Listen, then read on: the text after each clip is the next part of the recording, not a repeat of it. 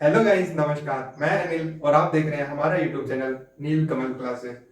तो अभी हमारा जो चैप्टर चल रहा है, जो टॉपिक चल रहा है, वो है एटॉमिक फिजिक्स। एटॉमिक फिजिक्स का टॉपिक था नील्स बोर मॉडल या बोर एटॉमिक मॉडल। उसमें हम इनफाइनाइट मास कंसीडर करके और उससे हमें जो वेलोसिटी, इलेक्ट्रॉन की वेलोसिटी, रेडियस और इलेक्ट्रॉन का चार्ज, यह हमने पता किया। लेकिन वो हमने क्या पाया, हमने जो एक्सपेरिमेंट वैल्यू थी और वो एक्चुअल वैल्यू थी, उसमें जो एक्सपेरिमेंट और थ्योरेटिकल वैल्यू में डिफरेंस पाया। तो उसकी वजह से बोर ने दोबारा एक फाइनाइट मास कंसीडर करके और उससे हमें तो ये चारों पोस्टुलेट का यूज करके और उसे अपना मॉडल देने का प्रयास किया। तो चलिए उसे देखते हैं।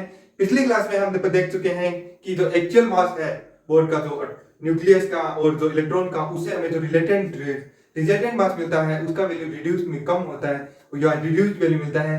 इसीलिए इसे हम जो इसके जो मास मिलता है रिजल्टेंट, उसे हम रिड्यूस्ड मास कहते हैं। तो चलिए उस रिड्यूस्ड मास का यूज करके हम चारों पोस्टुलेट को एक बार देख लेते हैं।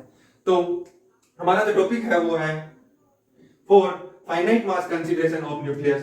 फाइनाइट मास कंसीडर करके हमें जो रिजल्टेंट वो मास मिला था, तो उसका वैल्यू था mu is equal to M one M plus कुछ इस प्रकार से। तो ये हमें मिला था रिड्यूस्ड मास का वैल्यू। तो चलिए इसे यूज करके हम पोस्टुलेट को, चारों पोस्टुलेट को एक बार देख लेते हैं। तो पहला पोस्टुलेट हमें क्या कहता था? पहला पोस्टुलेट हमें बताता था कि जो इलेक्ट्रॉन है वो ऑर्बिट में सर्कुलर पाथ में मूव करता है एटम के चारों ड्यू टू अट्रैक्शन। तो due to attraction, attraction force के लिए बोले तो ये हो गया हमारा 1/4 pi epsilon naught Q1 Q2 divide by R square. और यहाँ पे हमारा क्या था? यहाँ पे था जो एक था प्रोटॉन के लिए और एक था इलेक्ट्रॉन के लिए चार्ज। प्रोटॉन का चार्ज पॉजिटिव जेड ई, इलेक्ट्रॉन का चार्ज माइनस का होता है नेगेटिव ई। यहाँ पे माइनस समझ रहे हो किस लिए ले रहे हैं? माइनस क्योंकि इलेक्ट्रॉन का चार्ज है वो नेगेटिव होता है, इसलिए हम माइनस लेते हैं। और आर है वो हमारा इधर ले लेंगे कैपिटल। चलिए कैपिटल आर मान लेते हैं। लेकिन अगर हम कैपिटल आर मानेंगे तो पूरा पीछे वाले प्रीवियस जो फॉर्मूले हमने ड्राइव किए थे उसमें हमने स्मॉल आर माना है, तो इसे भी स्मॉल आर रखते हैं फॉर्मूले में। पिछली बार हालांकि हमने जब रिड्यूस मास कैलकुलेट किए थे तब कैपिटल आर दिया है, लेकिन इसे स्मॉल आर से रिप्लेस कर देंगे। तो एक फॉर्मूला, सेकंड हमें फॉर्मूला मिला था, वो था mv² बाई आर। अब दोनों को बैलेंस रहता है, बैलेंस की वजह से मूव करता है, तो हम दोनों को इक्वेट कर देंगे। तो Z E square, wait 1/4 pi epsilon naught, sorry 1/4 pi epsilon naught R square. अब ये दोनों हो गए इक्वल, ये इसके इक्वल हो गया। तो अब हमें इसमें क्या है, पिछली बार जो हम कैलकुलेट किए थे उसमें जो मास किए थे वो एम लिए थे, और अब की बार क्या करना है? अब की बार हम लेंगे म्यू।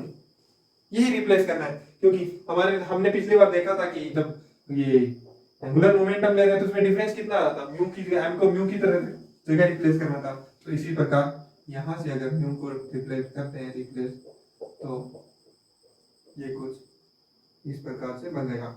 इसी प्रकार सेकंड पोस्टुलेट में, अगर सेकंड पोस्टुलेट क्या था? सेकंड पोस्टुलेट में बताया था कि जो जो ऑर्बिट्स में, उन्हीं ऑर्बिट्स में इलेक्ट्रॉन है जो उन्हीं ऑर्बिट्स में मूव करते हैं, जो क्वांटाइज्ड होते हैं, उनका जो इंटीग्रेशन मल्टीप्लिकेशन होता है या मल्टीपल होता है, वो होता है किसके फैक्टर में?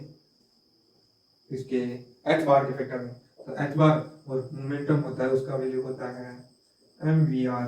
और अगर इसमें एंगुलर में लें तो उसका वो वैल्यू होगा, क्या होगा?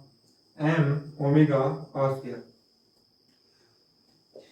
M V R. तो इसमें भी क्या कर रहा है? इसमें हमें जो m है उसको म्यू से रिप्लेस कर दो, हो गया खत्म।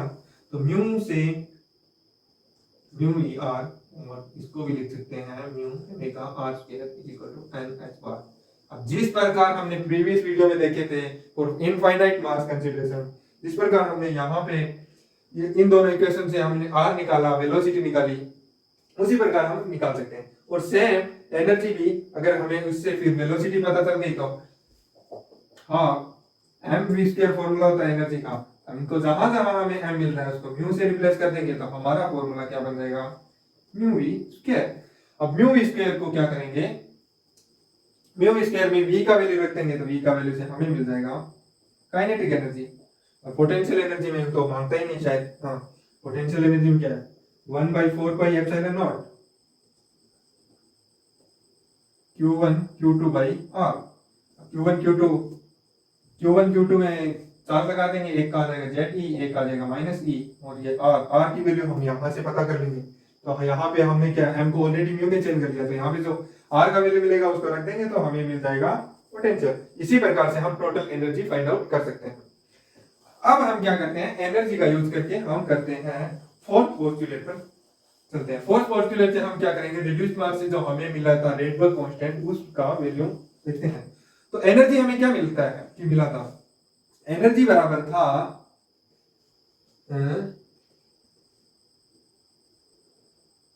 mz²e4 divide by 4 pi epsilon naught square, और इधर आया था माइनस का 1/2 n square x bar square, शायद ऐसा ही था, ऐसा ही कुछ। तो ये हमें फॉर्मूला मिल गया एनर्जी का, टोटल एनर्जी का। तो अब हम क्या करते हैं, देखते हैं पोस्टुलेट नंबर 4। पोस्टुलेट नंबर 4 क्या कहती है, पोस्टुलेट नंबर 4 कहती है कि इलेक्ट्रॉन है वो एनर्जी तभी रिलीज करेगा जब वो हायर ट्रांजिशन एनर्जी लेवल से लो एनर्जी लेवल में आता है। तो हम मान लेते हैं कि हायर एनर्जी लेवल है E2, लोअर एनर्जी लेवल है E1। तो अगर जब इलेक्ट्रॉन हायर एनर्जी लेवल से लो एनर्जी लेवल में आएगा तो वो क्या करेगा, एनर्जी रिलीज करेगा एज ए रेडिएशन के फॉर्म में, और उसका एनर्जी हम लिख सकते हैं h म्यू। तो हमें मिलेगा h म्यू बराबर E2 माइनस E1। ये हमने देखा था पिछले वीडियो में, तो हमें मिला था ये। तो अब हम क्या करेंगे, तो फ्रीक्वेंसी है EV, म्यू क्या है, h म्यू, सॉरी v नहीं म्यू आएगा। तो ये h म्यू क्या है, म्यू है फ्रीक्वेंसी। तो हम क्या करेंगे, फ्रीक्वेंसी को रख लेंगे एक तरफ और इसको दे दिया दूसरी तरफ, तो हमें वैल्यू मिलेगा E2 माइनस E1। यहाँ पे हमें जरूरत पड़ेगा एनर्जी की, एनर्जी का फॉर्मूला इसकी फॉर्म में, और हमने बोला था कि जहां पे भी m मिले उसको म्यू से रिप्लेस कर दो। तो अगर हम म्यू से रिप्लेस किए तो हमें एनर्जी मिली -1/2 mu z²e4 divide by 4 pi epsilon naught square n square h bar square. अब हम क्या करते हैं, अब इस एनर्जी को है उसको हम पुट कर देते हैं, वैल्यू दे पर पुट कर देते हैं। तो ये हमें म्यू हो गया, E2 की जगह हम लिख सकते हैं -1/2 mu z²e4 divide by 4 pi epsilon naught का whole square square h bar square minus -1/2, यहाँ पे लिख लेते हैं n2 क्यों, क्योंकि यहाँ पे जो ट्रांजिशन है वो है n2, यहाँ के लिए अब क्यों लिखेंगे n1। तो इसका अगर वैल्यू लिखें तो ये हो गया z²e4 डिवाइड बाई 4 पाई, खत्म हो गया। तो अब हम क्या करते हैं, 4 pi epsilon naught square n1 square h bar square, ये आ गया हमारा इक्वेशन। अगर हम इसको सोल्व करें तो हमें मिलेगा 1/h, और इसको हम ये माइनस माइनस प्लस हो रहा है तो मैं क्या करता हूँ इसको उस तरफ ले जाता हूँ, तो हमें क्या मिलेगा, और साथ में कॉमन ले लेते हैं, तो कॉमन आ रहा है उसको उधर ही कॉमन ले लेते हैं। तो कॉमन आ रहा है हमें mu z²e4 divide by 4 pi epsilon naught का whole square n1 square h bar square. इसमें n1 स्क्वायर है, ये कॉमन नहीं आएगा क्योंकि पहले वाले में उधर उसमें n2 स्क्वायर, इसमें n1 स्क्वायर, तो ये आ जाएगा n1 square minus n2 square, क्योंकि यहाँ माइनस माइनस प्लस था तो प्लस का आ गया n स्क्वायर, यहाँ ये माइनस था तो वो ये मिल किसको लग गया माइनस का n2 स्क्वायर। ये हमें मिल गया किसकी फॉर्म में, फ्रीक्वेंसी की फॉर्म में मिल गया energy for two different transition. अब हम क्या करते हैं,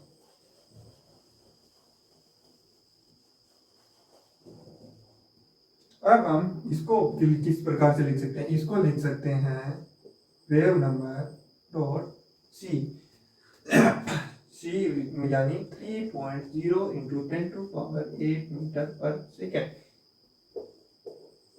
समझ गए। तो अगर हम इसको इस प्रकार लिखते हैं तो हमें वही सेम आएगा 1/n mu z²e4 divide by h इधर लिखिए ना, h 4 pi epsilon naught square h बार को क्या लिख देते हैं h square into 2 pi into 2 pi means 4 pi square 1 by n1 square minus 1 by n2 square। अब c को हम ले जाते हैं इस तरह तो हमें मिलेगा 1 by hc mu z square e4 divide by ये हो गया 16 pi square epsilon naught square h square into 4 pi square n1 square minus n2 square. अब बार इक्वल टू हो गया हमारा पाई से हो गया पाई कैंसिल आउट 4 से हो गया 16 तो जहाँ बचा 4 और इधर हमारा 2 था 1/2 1/2 किधर गया 1/2 को लिए नहीं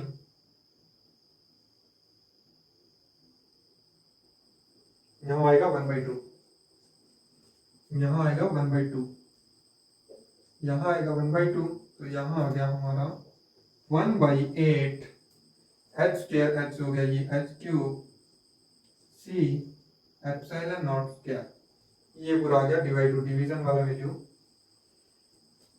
और ऊपर आ गया म्यू z स्क्वायर e4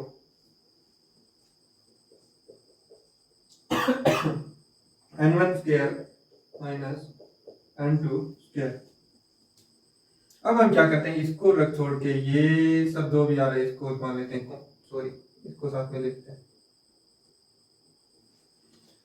और इसको मान लेते हैं कांस्टेंट।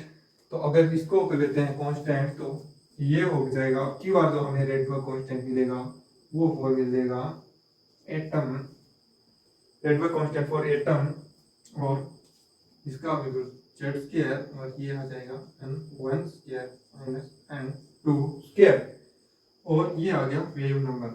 पिछली बार हमने निकाला था वो भी कुछ इसी प्रकार से आता लेकिन इसमें जो रेट उसका वैल्यू मिलेगा वो पिछली बार में तो r इंफिनिटी का वैल्यू उसका वैल्यू था 1737 यूनिट था या और इसका एटम का जो वैल्यू मिला वो था 677 इतना डिफरेंस आता है।